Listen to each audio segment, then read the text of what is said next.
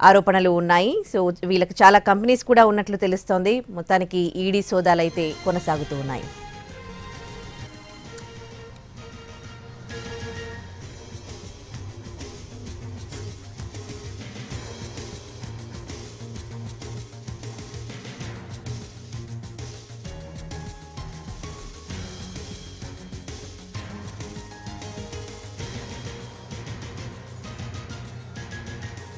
హైదరాబాద్లో మరోసారి ఈడీ సోదాలు చేస్తోంది. 4 ప్రాంతాల్లో రైడ్స్ జరుగుతూ ఉన్నాయి. సురానా గ్రూప్ ఆఫ్ కంపెనీస్లో ఈడీ సోదాలు చేస్తోంది.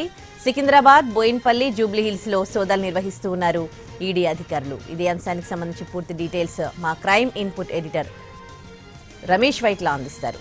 రమేష్,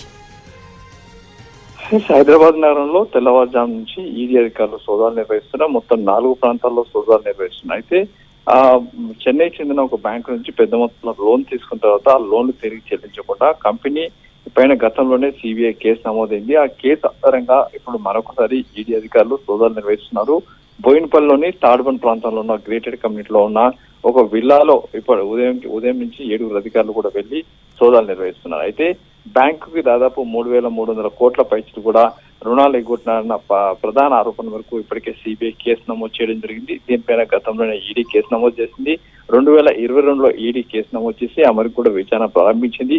ఆ మేరకు కొంత ఆస్తులు జప్తు చేసింది. అయితే ఇప్పుడు ఈడీ మరొకసారి ఆ కంపెనీలో పెద్ద మొత్తంలో సంబంధించిన ఏదైతే తీసుకున్న రుణాలు మొత్తం కూడా ఆ కంపెనీ అవసరాలు కాకుండా వ్యక్తిగత అవసరాలకు ఉపయోగించారన్న ప్రధాన ఆరోపణ మేరకు ఇవాళ ఉదయం నుంచి మొత్తం 4 చోట్ల కూడా ఈడీ అధికారులు సోదాలు నిర్వహిస్తున్నారు. దీనికి సంబంధించిన పూర్తి సమాచారం రావాల్సింది.